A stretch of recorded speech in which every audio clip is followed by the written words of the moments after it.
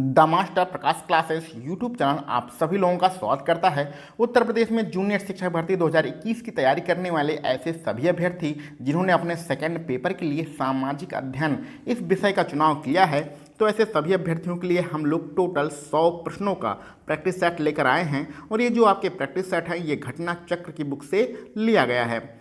यदि आप अपनी परीक्षा में किस प्रकार से आपको पढ़ना है, किस प्रकार से तैयारी करना है, बाकी के बचे हुए दिनों में आप क्या कर सकते हैं, इन सब के लिए हम लोगों ने एक अलग से वीडियो बनाई है। तो आप प्लेलिस्ट में जाके आप उस वीडियो को देख सकते हैं, जिससे आपको बहुत ज़्यादा फ़ायदा मिलेगा। क्या करना है क्या नहीं करना है ये सारी चीज़ें आपको समझ में आ जाएंगी। तो चलिए एसएसटी का हम लोग यहाँ पर 100 नंबरों का प्रैक्टिस सेट स्टार्ट करते हैं और देखते हैं किसमें कितना है दम। चलिए, तो इस प्रैक्टिस सेट का भैया जो हमारा पहला प्रश्न है उसमें लिखा गया है कैबिनेट मिशन भारत भेजा गया था। तो कैबिनेट मिशन भारत क्यों भेजा गया था यही आपको बताना है इन 4 विकल्पों को पढ़कर। यहाँ पर जो लोग नए हैं उनको बताना आवश्यक है कि सारे विकल्प आपको ही पढ़ना है और विकल्प पढ़ के फटाफट उसका जो आंसर होगा वो कमेंट बॉक्स में लिखते जाना है, अथवा अपने मन में भी आप आंसर दोहरा सकते हैं। हम सिर्फ प्रश्नों को ही पढ़ेंगे। तो विकल्प देख लीजिए, इसमें से क्या आपको सही लग रहा है।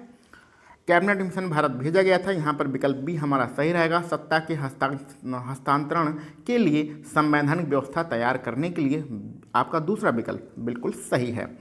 आगे बढ़ते हैं। निम्नलिखित में से कौन सा सुमेलित नहीं है, यानी कौन सा जोड़ा गलत है। एक तरफ राज्य है, एक तरफ वहाँ पर कौन सा त्यौहार मनाया जाता है ये लिखा गया है, और कौन सा जोड़ा गलत है ये आपको बताना है। विकल्पों को आप लोग देख चुके होंगे। यहाँ पर बी नंबर में देखिए ओणम लिखा है। ओणम कहाँ मनाया जाता है भैया, आंध्र प्रदेश, बिल्कुल गलत। ओणम मनाया जाता है केरल में, यानी कि आपका बी वाला विकल्प बिल्कुल सही रहेगा। आगे बढ़ते हैं। संविधान की प्रस्तावना में भारत को क्या कहा गया है। तो संविधान की प्रस्तावना में भारत को सर्व सत्ताधारी समाजवादी धर्मनिरपेक्ष लोकतांत्रिक गणराज्य कहा गया है, यानी कि विकल्प बी आपका बिल्कुल सही रहेगा। फटाफट सभी प्रश्नों के आंसर देते चलना है और हमें क्या करना है, ज़्यादा इसमें समय हम लोग खर्च नहीं करेंगे। सभी प्रश्नों का आंसर हम लोग जल्दी से जल्दी देने की कोशिश करेंगे। चौथे नंबर में आपको ये प्रधानमंत्रियों के 4 नाम लिखे गए हैं। आपको ये बताना है कालानुक्रम में व्यवस्थित करना है, यानी कि कौन पहले आया, फिर उसके बाद कौन आया, फिर उसके बाद कौन आएगा, इस हिसाब से आपको लिखना है। तो चलिए, इंदिरा गांधी, जवाहरलाल नेहरू, चरण सिंह और मोरारजी देसाई ये 4 प्रधानमंत्री हैं। सबसे पहले कौन आएंगे, वो जवाहरलाल नेहरू आएंगे। देश की आज़ादी 1947 में हुई थी, उसी समय प्रधानमंत्री बनेंगे जवाहरलाल नेहरू, और ये 1964 तक रहेंगे। अब इसके बाद कौन आएगा भैया, इसके बाद इंदिरा गांधी आएंगी। ये 2 बार प्रधानमंत्री बनेंगी, 2 नहीं 3 बार। पहली बार 1966 में बनेगी, ठीक है। 66 के बाद फिर 1966 में बनेंगी, उसके बाद 1980 में दोबारा बनेंगी। तो यहाँ पर हमें पहले से ही मतलब है, तो यानी कि हमारा यहाँ पर 66 आएगा, ये आएगा 1947। इसके बाद कौन आएंगे, इसके बाद भैया मोरारजी देसाई आएंगे, ये 77 में बनेंगे, 1977 में, यानी तीसरा नंबर। और 79 में आएंगे चरण सिंह, यानी कि ये चौथा नंबर। तो आपका क्रम कौन बन रहा है, 2 1 3 4 आपका क्रम बन रहा है। 2 1 3 4 कहाँ पर है, 2 1 3 4 आपका विकल्प सी में है, तो विकल्प सी आपका बिल्कुल सही रहेगा।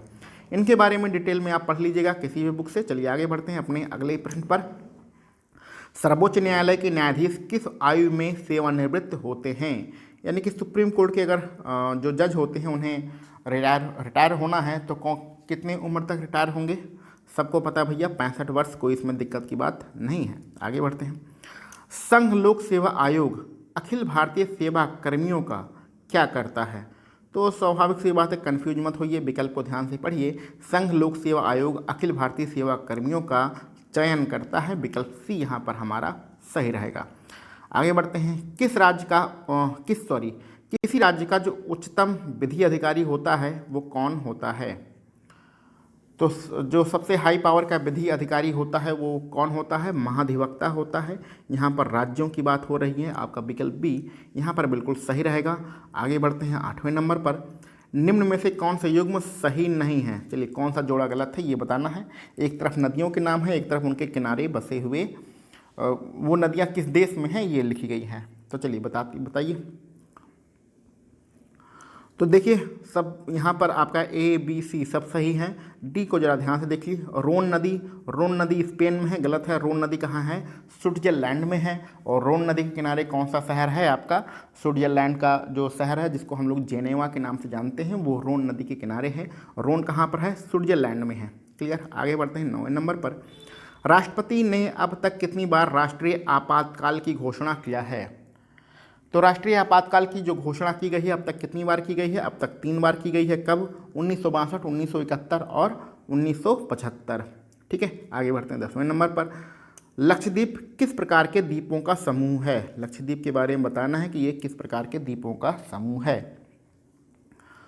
तो 10वें नंबर में सबको पता है लक्षद्वीप जो है प्रवाल भित्ति जो है प्रवाल से उत्पन्न एक द्वीप समूह है, यानी कि पहला वाला विकल्प बिल्कुल सही रहेगा। 11 नंबर पर चलते हैं।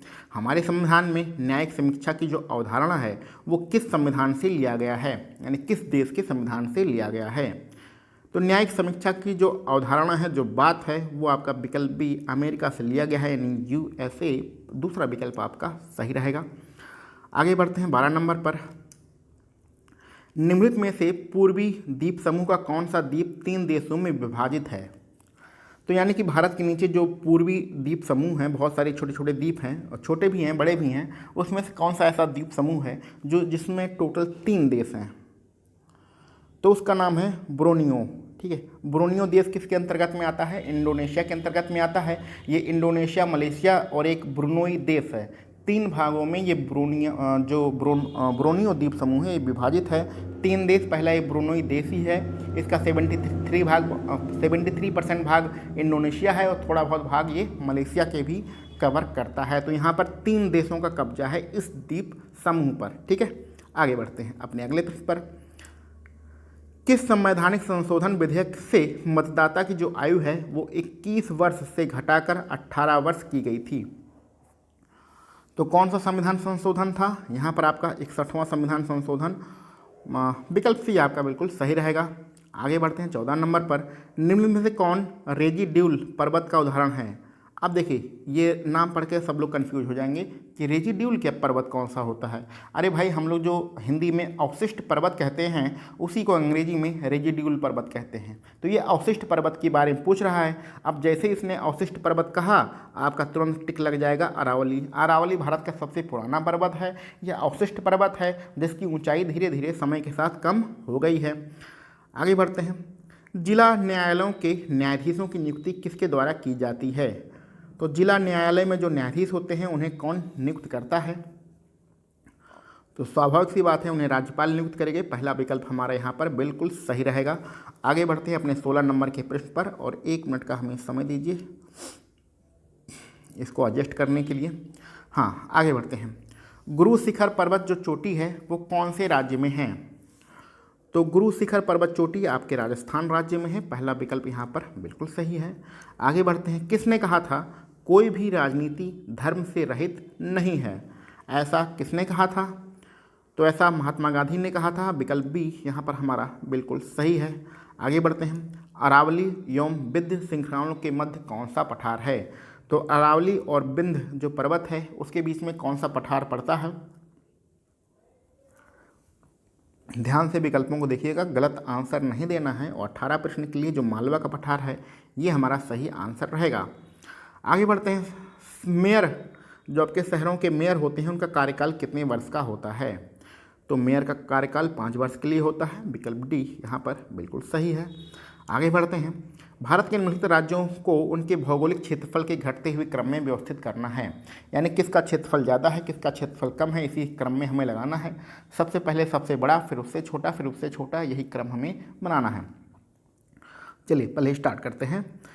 सबसे बड़ा क्षेत्रफल किसका है दिए गए विकल्पों में? राजस्थान का है। राजस्थान से छोटा क्षेत्रफल किसका है दिए गए विकल्पों में? महाराष्ट्र का है। महाराष्ट्र से छोटा किसका है भैया? कर्नाटक का है। और दिए गए विकल्पों में सबसे छोटा तमिलनाडु है। इस प्रकार 1 3 4 2 हमारा विकल्प सही रहेगा। और 1 3 4 2 कहाँ पर है? विकल्प सी में है, तो विकल्प सी हमारा बिल्कुल सही रहेगा। आगे बढ़ते हैं भैया, इसमें भी आपको जोड़ा मिलाना है। कौन सी नदी है उसकी कौन सी सहायक नदियाँ हैं? तो पहले जोड़ा मिलाएंगे, जोड़ा मिलाने के बाद हम लोग क्या करेंगे? विकल्पों को देखेंगे। चलिए जोड़ा मिलाइए। कृष्णा नदी की सहायक नदी कौन सी है? तो जो कृष्णा नदी है दक्षिण भारत की, उसकी सहायक नदी है सबसे नीचे भीमा। ब्रह्मपुत्र की सहायक नदी कौन सी है? तो ब्रह्मपुत्र की सहायक नदी है तीस्ता। गोदावरी की सहायक नदी सबको पता है इंद्रावती है। और यमुना की सहायक नदियाँ कौन सी हैं? चंबल हैं। तो आपका क्रम कौन सा बन रहा है? 4 3 2 1 का हमारा क्रम बन रहा है। और कहाँ पर भैया? 4 3 2 1 आपके पहले वाले विकल्प में है, तो पहला वाला विकल्प आपका बिल्कुल सही है। चलिए आगे बढ़ते हैं। जाफरान, जाफरान को क्या कहते हैं हम लोग? केसर का एक स्थानीय प्रकार होता है। ये किस मिट्टी में होता है? करेवास मिट्टी में होता है, जिसको हम लोग करेवा मिट्टी भी कहते हैं। आपको बताना है ये मिट्टी कहाँ पाई जाती है, या फिर ऐसे भी बता सकते हैं कि जाफरान का उत्पादन सबसे ज़्यादा कहाँ पर होता है। तो 22 नंबर के लिए जो जाफरान है या करेवा मिट्टी है वो कहाँ पाई जाती है? कश्मीर की जो घाटी है वहाँ पर पाई जाती है, यानी कश्मीर हिमालय। आपका पहला वाला विकल्प बिल्कुल सही है। केसर की जो पैदावार होती है सर्वाधिक मात्रा में कश्मीर में ही होती है। सर्वाधिक या पूरा पूरा केसर कश्मीर से ही उत्पन्न होता है। 23 नंबर पर चलते हैं। अल्पसंख्यकों के लिए राष्ट्रीय आयोग किस वर्ष बनाया गया था? तो भैया राष्ट्रीय आयोग बनाया गया था 1992 में। विकल्प डी हमारा बिल्कुल सही रहेगा। देखिए यहाँ पर 100 प्रश्न करने में, एक मिनट, 100 प्रश्न करने में बहुत ज़्यादा लोग हिम्मत हार जाते हैं, पूरा पूरा वीडियो नहीं देखते हैं। कभी कभी लगता है कि ये बहुत ही आसान प्रश्न हैं, कभी कभी लगता है कि उन्हें कि बहुत ही कठिन प्रश्न हैं। अरे इन सब चक्करों में नहीं पड़ना है, आपको 100 नंबरों का प्रैक्टिस सेट लगाना है। अपनी हिम्मत को हारना नहीं है। पूरा वीडियो देखिए, अंत तक देखिए, बहुत मज़ा आएगा और आपकी परीक्षा में बहुत ज़्यादा मदद मिलेगी आपको। आगे बढ़ते हैं। निम्नलिखित में से मृदा अपरदन जो प्रक्रियाएं होती हैं उनका सही क्रम कौन सा है? तो मृदा अपरदन की प्रक्रियाओं का डी वाला विकल्प हम लोग नहीं देखेंगे। चलिए डी वाला विकल्प आप देख लीजिए। इसमें सही क्रम बताना है कि पहले क्या होता है फिर उसके बाद क्या होता है। तो 24 नंबर का जो आपका विकल्प दिया गया है वो पहला वाला विकल्प सही रहेगा। आसफाल अपर्दन होगा, फिर परत अपर्दन होगा, फिर रिल अपर्दन होगा और सबसे बाद में अवनालिका अपर्दन होगा। पहला विकल्प आपका बिल्कुल सही रहेगा। चलिए 25 नंबर में क्या करते हैं? इसमें भैया जोड़ा मिलाना है। एक तरफ क्षेत्रों के नाम लिखिए, यानी कि जलवायु है और वहाँ पर कौन से वन पाए जाते हैं ये है, यानी कि ये जो वन है ये कहाँ पाए जाते हैं ये आपको बताना है।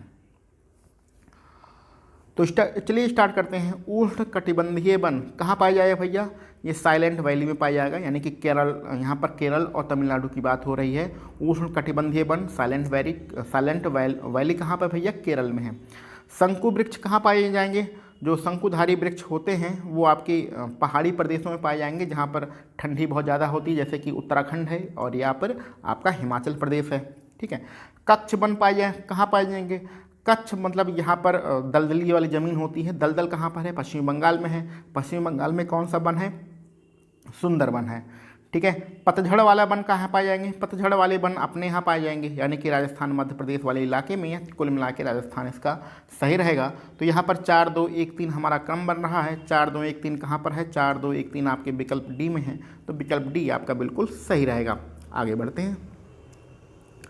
निम्नलिखित युगों में से कौन सा सही सुमेलित नहीं है? अब आप इसमें देखिए कौन सा सही सुमेलित नहीं है, यानी कि जो परियोजनाएं हैं या बांध हैं वो किस नदी में बनाई गई हैं यही यहाँ पर लिखा गया है, और इसमें कौन सा गलत है यही आपको बताना है। ध्यान से देख लीजिए, तब तक हम पानी पी लेते हैं। तो भैया यहाँ पर विकल्प बी में लिखा है तवा परियोजना। तवा परियोजना कृष्णा नदी पर नहीं है, तवा परियोजना तवा नदी पर ही है। तो 26 नंबर में आपका विकल्प बी बिल्कुल सही रहेगा। आगे बढ़ते हैं अगले प्रश्न पर। भारतीय संविधान की 8वीं अनुसूची में कौन सी भाषाएं बाद में जोड़ी गई थीं? तो 27 नंबर का आपको आंसर बताना है, कौन सी भाषाएं बाद में जोड़ी गई थीं। विकल्पों को ध्यान से देखिएगा, गलत नहीं करना है। तो यहाँ पर 27 नंबर का हमारा विकल्प कौन सा सही होना चाहिए? विकल्प सी सही होना चाहिए। सिंधी, कोंकणी, मणिपुरी और नेपाली ये 8वीं अनुसूची में सबसे बाद में जोड़ी गई थी। आगे बढ़ते हैं। किसके उत्पादन में भारत में उत्तर प्रदेश पहले नंबर पर है? तो उत्तर प्रदेश पहले नंबर पे कौन कौन सी फसलों में है? तो गेहूं और गन्ना में है। आपका विकल्प भी यहाँ पर सही रहेगा। आगे बढ़ते हैं। हमारे जो संविधान है उसमें आर्थिक नियोजन को कब शामिल किया गया था? आर्थिक योजना को शामिल किया गया है, वो कौन सी सूची में शामिल किया गया है, ये आपके कहने का मतलब है। तो जो आर्थिक यानी अर्थ से संबंधित योजनाएं बनाने का कार्यक्रम होता है वो राज्य सरकार और केंद्र सरकार दोनों करती हैं। इस प्रकार ये समवर्ती सूची का विषय है। विकल्प सी यहाँ पर बिल्कुल सही रहेगा। आगे बढ़ते हैं। दक्षिणी अमेरिका की सबसे बड़ी नदी कौन सी है? तो सबको पता है दक्षिणी अमेरिका में बहती है अमेजन। विकल्प बी हमारा बिल्कुल सही है। 31 नंबर चलते हैं। निम्नलिखित में से कौन सा युग्म सही सुमेलित नहीं है? तो चलो भैया, कौन सा युग्म गलत है? ये एक तरफ वहाँ एक तरफ पर्वतों के नाम है और एक तरफ वहाँ पर बहने वाली हवाओं के नाम हैं। तो कौन सी पवन कहाँ नहीं बहती है, यही आपको बताना है। कौन सा जोड़ा इसमें गलत है? तो भैया विकल्प बी को देखिए, बोरा जो पौने हैं वो कहाँ बहती हैं? पोलैंड में बहती हैं। ये बिल्कुल गलत है। बोरा पौने कहाँ बहती हैं? एड्रियाटिक सागर के पूर्वी तट पे बहती हैं। और इससे प्रभावित कौन सा देश होता है? इससे प्रभावित होता है इटली। तो बोरा जो पौने हैं वो इटली देश में बहती हैं, पोलैंड में नहीं बहती हैं। और बाकी के आपके ए, सी और डी ये बिल्कुल सही हैं। आगे बढ़ते हैं। जो टैगा वन हैं वो कहाँ पर पाए जाते हैं? तो टैगा वन कहाँ पर पाए जाएंगे, यही आपको बताना है। बताइए भैया, गलत मत करिएगा। तो जो टैगा वन होते हैं 32 नंबर में समशीतोष्ण क्षेत्रों में पाए जाते हैं। आपका विकल्प डी यहाँ पर सही है। आगे बढ़ते हैं। जामा मस्जिद का निर्माण किसने कराया? तो जामा मस्जिद का जो निर्माण कराया था वो शाहजहाँ ने कराया था। विकल्प डी हमारा बिल्कुल सही रहेगा। अगले प्रश्न पर, उत्तरी अमेरिका का जो सुपीरियर झील है वो किस लिए फेमस है? तो उत्तरी अमेरिका में सुपीरियर झील है वो क्यों फेमस है? किस प्रकार के खनिज संसाधन के लिए फेमस है ये? तो ये भैया लौह अयस्क भंडार यहाँ पर बहुत अधिक मात्रा में पाए जाते हैं, यानी कि पहला वाला विकल्प हमारा बिल्कुल सही है। आगे बढ़ते हैं। निम्नलिखित में से कूलगार्डी में कौन सी क्रिया संपन्न होती है? यानी कि कूलगार्डी कहाँ है? ऑस्ट्रेलिया में है। वहाँ पर किसका उत्पादन किया जाता है? तो कूलगार्डी क्यों फेमस भैया? 35 नंबर में सोने के उत्पादन से, यानी कि सोने के खनन से फेमस है। आपका विकल्प सी यहाँ पर बिल्कुल सही रहेगा।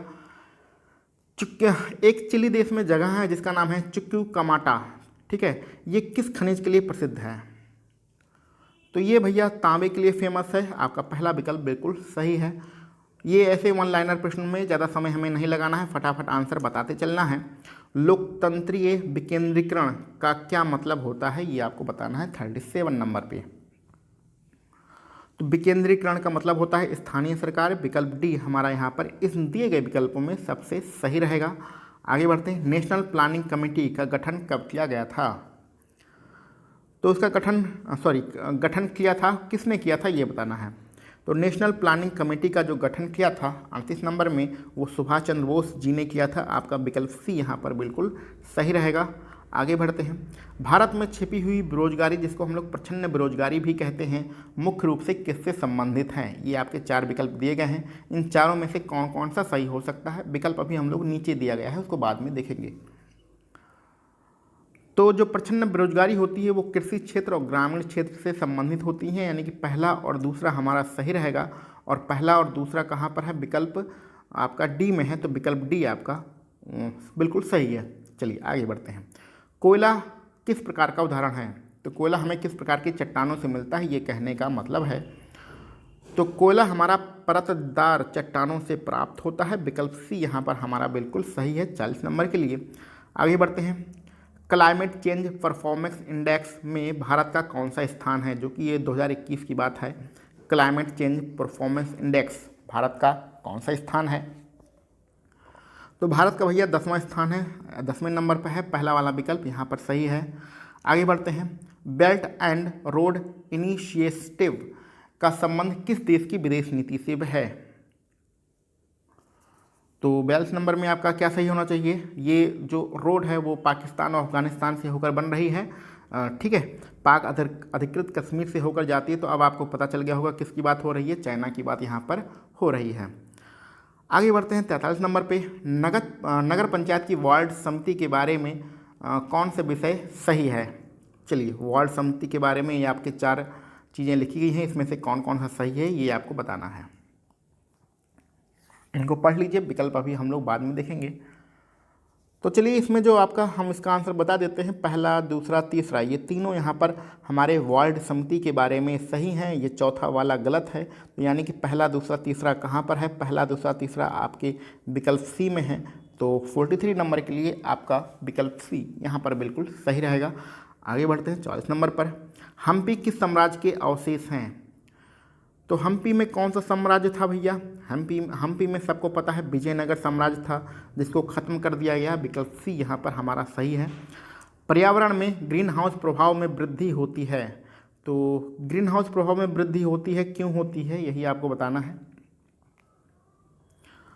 तो ग्रीन हाउस प्रभाव में जो वृद्धि होती है कार्बन डाइऑक्साइड CO2 के कारण होती है। बी वाला विकल्प हमारा बिल्कुल सही है। आगे बढ़ते हैं। रेड डाटा बुक का प्रकाशन किसके द्वारा किया जाता है? तो कौन है इसका सही आंसर? IUCN, विकल्प बी हमारा इस 46 नंबर के प्रश्न के लिए बिल्कुल सही है। आगे बढ़ते हैं। निम्न में से कौन सा एक प्रवाल विरंजक का सबसे प्रभावी कारक है? तो प्रवाल विरंजक का सबसे प्रभावी कारक कौन सा है 47 नंबर में? तो प्रवाल उत्पन्न होते हैं सागरीय जल के सामान्य ताप में वृद्धि से, यानी कि विकल्प सी हमारा बिल्कुल सही रहेगा। आगे बढ़ते हैं। भारत में मैंग्रोव वन, जिसको हम लोग ज्वारीय वन भी कहते हैं, ये कहाँ पर पाई जाती है? तो ये दलदली जगह पे पाई जाती है। दलदल कहाँ पर होते हैं? आपके पश्चिमी बंगाल में, क्योंकि वहाँ पर हुगली नदी बहुत बड़ा डेल्टा बनाती है, भारत का सबसे बड़ा डेल्टा बनाती है। वहाँ पर कौन सा वन पाया जाता है? सुंदरबन पाया जाता है। सुंदरबन में किस प्रकार के पेड़ पाए जाते हैं? मैंग्रोव पेड़ पाए जाते हैं। 48 नंबर का बी विकल्प हमारा बिल्कुल सही है। आगे बढ़ते हैं। जो पारिस्थितिकी तंत्र होता है उसका उच्चतम पोषक स्तर कौन सा होता है? तो ये तो बच्चों का आला प्रश्न है, सबको पता है। सर्वाहारी जो होते हैं सबसे हाई लेवल पर होते हैं। विकल्प सी हमारा बिल्कुल सही है। दो भिन्न समुदायों के बीच का जो संक्रांति क्षेत्र होता है वो क्या कहलाता है? तो संक्रांति क्षेत्र को हम लोग इकोटोन कहते हैं। विकल्प आपका डी वाला बिल्कुल सही रहेगा। आगे बढ़ते हैं। मॉन्ट्रियल प्रोटोकॉल निम्न में से किसके संरक्षण से संबंधित है? तो मॉन्ट्रियल प्रोटोकॉल का जो संबंध था वो ओजोन परत से है। ठीक है। आगे बढ़ते हैं। भारत में हाथी परियोजना कब शुरू की गई थी? तो हाथी परियोजना आई थी 1992 में। क्लियर। आगे बढ़ते हैं। फटाफट आंसर दीजिए, ज़्यादा देर नहीं लगाना है। वन लाइनर प्रश्न है, कोई इसमें सोचना समझना नहीं है। आपको ये सारे प्रश्न रटे होना चाहिए। उत्तर प्रदेश में पूर्वांचल एक्सप्रेसवे मार्ग निम्नलिखित में से किस नगर से नहीं गुजरेगा? तो किससे नहीं जाएगा भैया? फैजाबाद से जाएगा, आजमगढ़ से जाएगा, मऊ से जाएगा, लेकिन बस्ती से नहीं जाएगा। विकल्प बी हमारा यहाँ पर सही रहेगा। आगे बढ़ते हैं। निम्न में से कौन सा गैस समूह ग्रीन हाउस प्रभाव में योगदान देता है? तो ग्रीन हाउस प्रभाव में योगदान कौन सा गैस समूह देता है? दिए गए विकल्पों को ध्यान से पढ़िएगा, यहाँ पर आप बी और सी में कंफ्यूज हो सकते हैं, और डी को भी जरा ध्यान में देख लीजिएगा। तो बी, सी और डी में क्या सही होना चाहिए? 54 नंबर में आपका डी सही होना चाहिए। कार्बन डाइऑक्साइड और मीथेन, आपका विकल्प डी यहाँ पर इस प्रश्न के लिए बिल्कुल सही उपयुक्त है। यमुना एक्सप्रेसवे कहाँ से कहाँ तक जाती है? तो कहाँ से कहाँ तक जाएगा भैया? ग्रेटर नोएडा से आगरा के बीच में जाएगा। विकल्प बी यहाँ पर बिल्कुल सही रहेगा। आगे बढ़ते हैं। मोटर वाहनों से निकलने वाली निम्न में से कौन सी एक मुख्य प्रदूषक गैस है? तो मोटर गाड़ियों से कौन सी गैस निकलती है? स्वाभाविक सी बात है, कार्बन मोनोऑक्साइड निकलती है, जो कि बहुत ही ज़्यादा हानिकारक गैस होती है। आगे बढ़ते हैं 57 नंबर पे। निम्न में से किस शहर में जैव प्रौद्योगिकी पार्क स्थापित किया गया है? जैव प्रौद्योगिकी पार्क कहाँ पर है?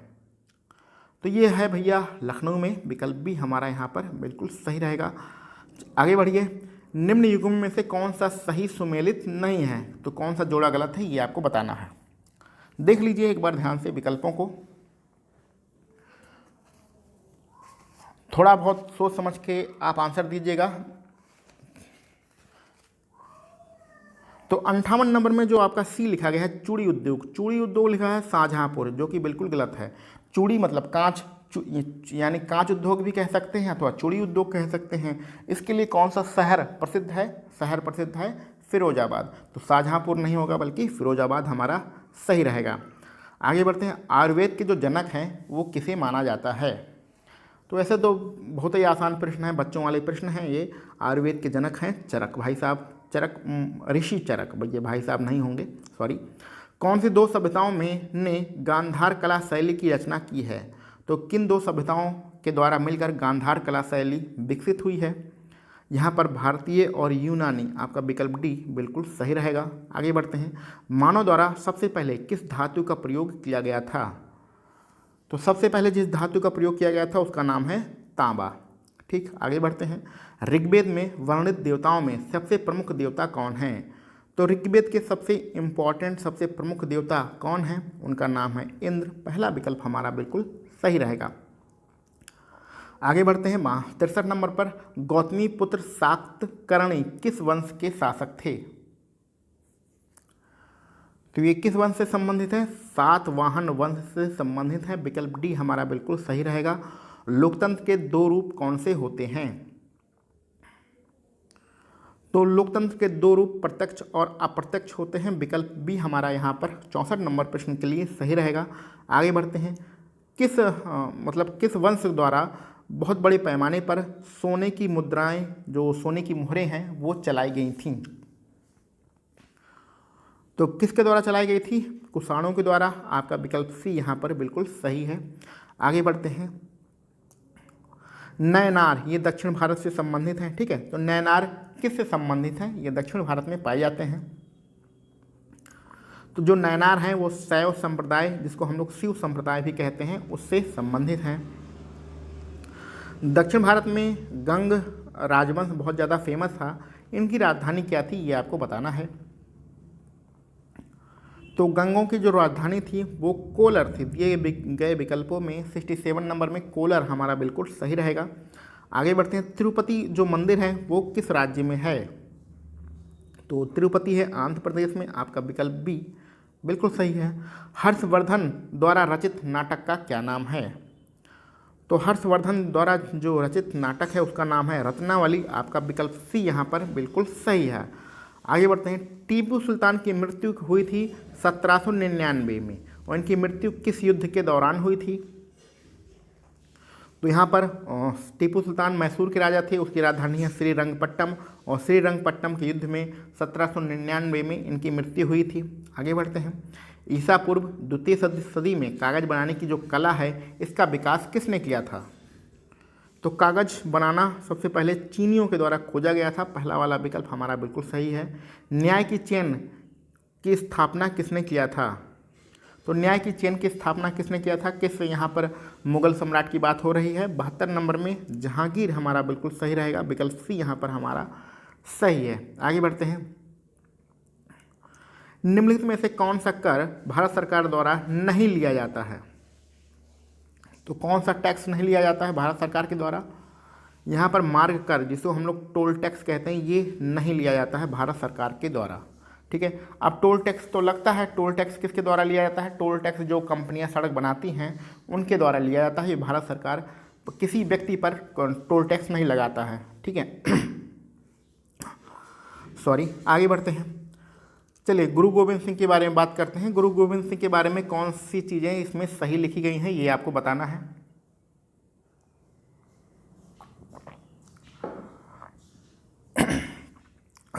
सॉरी।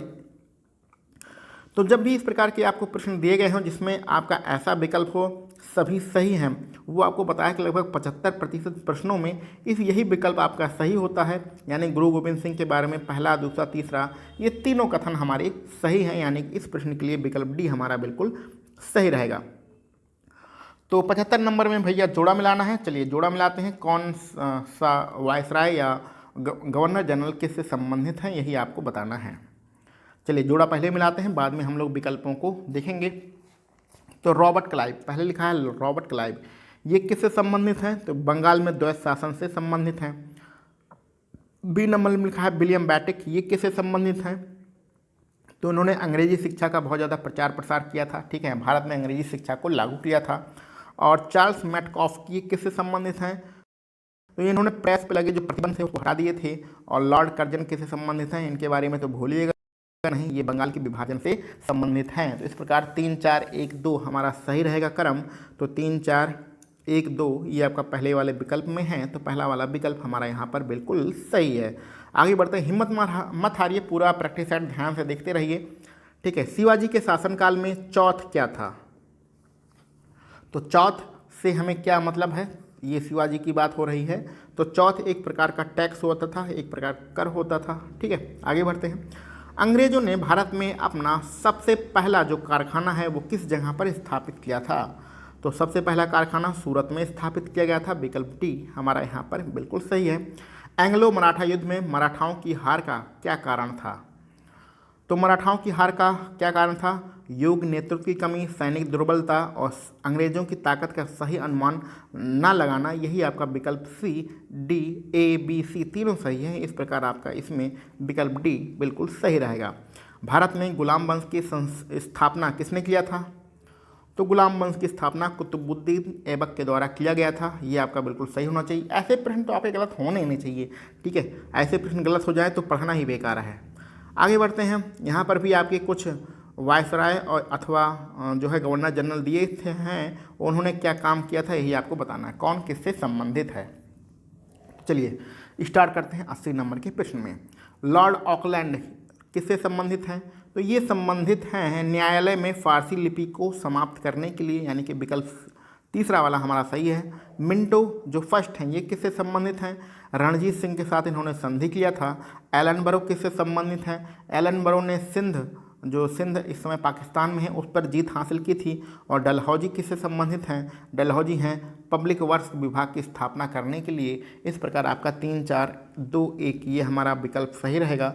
और 3, 4, 2, 1 ये कहाँ पर है? विकल्प सी में है, तो विकल्प सी हमारा बिल्कुल सही है। आगे बढ़ते हैं 81 नंबर पर।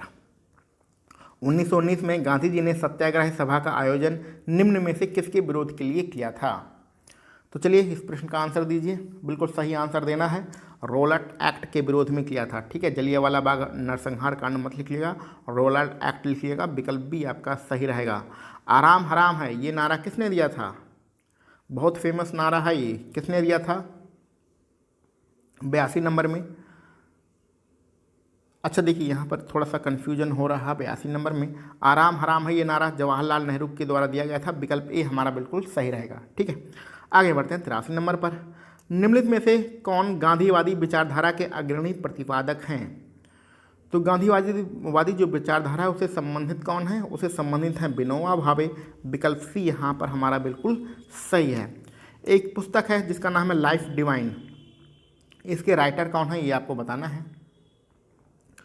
तो लाइफ डिवाइन के राइटर हैं अरविंद घोष। विकल्प बी हमारा बिल्कुल सही रहेगा। चलिए आगे बढ़ते हैं, इसमें भी आपको जोड़ा मिलाना है। तो कौन से व्यक्ति किससे संबंधित है यही आपको जोड़ा मिलाना है अपने 85 नंबर के प्रश्न पर। चलिए स्टार्ट करते हैं। जो एस.सी. बोस हैं वो किससे संबंधित हैं? वो हैं कांग्रेस के उग्र अध्यक्ष यानी उग्र दल के नेता थे सुभाष चंद्र बोस साहब। आगे बढ़ते हैं, जवाहरलाल नेहरू किससे संबंधित हैं? तो यहाँ पर ध्यान से देखिए, इन्होंने क्या किया था, चौथे नंबर यहाँ पर जाएगा। कांग्रेस के लाहौर अधिवेशन में पूर्ण स्वराज की मांग किया था। खान अब्दुल गफ्फार खां किससे संबंधित हैं? लाल कुर्ती सेना से संबंधित हैं जो कि बलूचिस्तान में बनाया गया था। और सरदार पटेल किससे संबंधित हैं? ये तो आपको याद ही होगा, बारदोली आंदोलन से संबंधित हैं। यानी कि 1, 4, 2, 3 आपका क्रम बन रहा है। ये कहाँ पर है? 1, 4, 2, 3 आपके विकल्प बी में है, तो विकल्प बी आपका बिल्कुल सही है। आगे बढ़ते हैं, बंग भंग का क्या उद्देश्य था? 86 नंबर में बंग भंग का क्या उद्देश्य था? तो यहाँ पर आपका विकल्प डी सही रहेगा। पश्चिमी और पूर्वी बंगाल के हिंदुओं का विभाजन करना और हिंदू मुस्लिम जो एकता थी उसमें तनाव डालना, यही इसका उद्देश्य था। ये किसने किया था? लॉर्ड कर्जन ने किया था। विधवा पुनर्विवाह के समर्थक कौन हैं? तो विधवा पुनर्विवाह के समर्थक कौन है ये आपको 87 नंबर पर बताना है। तो ये ईश्वर चंद्र विद्यासागर की देन है, यानी कि पहला वाला विकल्प आपका बिल्कुल सही रहेगा। 1940 में विनोबा भावे ने व्यक्तिगत सत्याग्रह कहाँ से शुरू किया था? तो कहाँ से किया था भैया? महाराष्ट्र के पौनार से किया था। विकल्प बी हमारा यहाँ पर बिल्कुल सही है। 89 नंबर पर चलते हैं। मुस्लिम लीग ने भारत विभाजन की मांग सबसे पहले कब किया था? तो भारत विभाजन की जो मांग है मुस्लिम लीग के द्वारा 1940 में सबसे पहले किया गया था। भारत के पहले उप प्रधानमंत्री कौन हैं? तो ऐसे प्रश्न गलत होना ही नहीं चाहिए, सरदार वल्लभ भाई पटेल। आगे बढ़ते हैं, यहाँ पर जलधाराओं के के बारे में बताया गया है, उसमें से एक जोड़ा गलत है। जो गलत है उसी के बारे में आपको बताना है। तो जरा ध्यान से विकल्पों को देखिए। हम्बल बोल्ट जो धारा विकल्प बी में लिखी गई है, ये उत्तरी प्रशांत महासागर लिखा गया है, जबकि ऐसा नहीं होगा, ये दक्षिणी पूर्वी प्रशांत महासागर होगा, यानी कि यहाँ पर विकल्प बी हमारा बिल्कुल सही रहेगा। ठीक है, और बाकी ये तीनों अटलांटिक महासागर में ही पाई जाती हैं। ठीक है, और ये जो लिखा है ये भी सही है, कोई दिक्कत नहीं है। हिंद महासागर या अटलांटिक महासागर बिल्कुल सही है। यहाँ पर आपका विकल्प बी गलत है। ठीक है, हम्बल बोल्ट जो धारा है वो उत्तरी प्रशांत महासागर में नहीं बल्कि दक्षिणी पूर्वी प्रशांत महासागर में पाई जाती है। चलिए आगे बढ़ते हैं। निम्न में से किसका सुमेल सही नहीं है? सुमेल नहीं है यानी कौन सा जोड़ा गलत है ये आपको बताना है। कौन सा शहर किस नदी के किनारे बसा हुआ है यही आपको यहाँ पर लिखा गया है, और कौन इसमें गलत है। तो गलत कौन सा है भैया? डी वाला, वियना। वियना जो शहर है किस देश का ये शहर है? ऑस्ट्रिया। ऑस्ट्रेलिया नहीं, ऑस्ट्रिया देश का शहर वियना है। वियना किस नदी के किनारे है? वियना डेन्यूब नदी के किनारे है। बोल्गा यहाँ पर गलत है। बोल्गा कहाँ पर है? बोल्गा नदी रसिया में है। आगे बढ़ते हैं। बुद्ध के उपदेशों का जो संग्रह किया गया है उसका क्या नाम है? तो यहाँ पर हम लोग शुद्ध पटक कहते हैं या पिटक कहते हैं। विकल्प बी हमारा यहाँ पर 93 नंबर में बिल्कुल सही रहेगा। 94 नंबर पर चलते हैं। द्वितीय पंचवर्षीय योजना किस मॉडल पर आधारित थी? तो जो द्वितीय पंचवर्षीय योजना है महालनोबिस मॉडल पर आधारित थी। विकल्प डी यहाँ पर हमारा बिल्कुल सही रहेगा। आगे बढ़ते हैं। इसमें भैया आपको जोड़ा मिलाना है। सॉरी, 1 मिनट का समय दीजिए।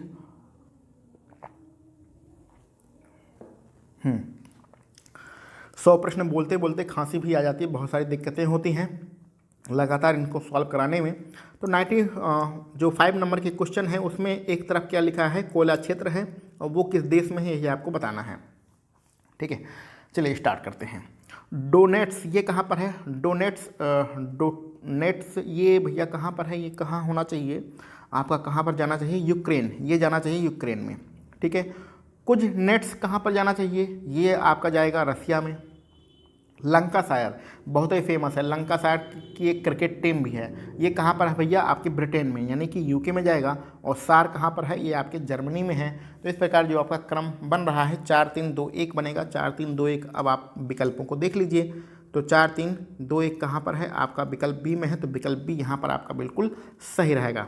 चलिए आगे बढ़ते हैं। अहिल्याबाई रानी थी। तो अहिल्याबाई कहाँ की रानी थी? अहिल्याबाई मालवा की रानी थी। विकल्प बी आपका यहाँ पर बिल्कुल सही है। 97 नंबर चलते हैं। 1997 में विश्व पर्यावरण सम्मेलन कहाँ पर आयोजित किया गया था? ये सम्मेलन क्वेटो में आयोजित किया गया था। आपका सी वाला विकल्प यहाँ पर बिल्कुल सही है। आगे बढ़ते हैं। निम्नलिखित नदियों में से कौन एक यमुना की सहायक नदी नहीं है? तो यमुना की सहायक नदी कौन सी नहीं है? स्वाभाविक सी बात है, अगर विकल्पों को देख रहे होंगे तो रामगंगा यमुना की सहायक नदी नहीं है। ये रामगंगा गंगा की सहायक नदी है। आगे बढ़ते हैं।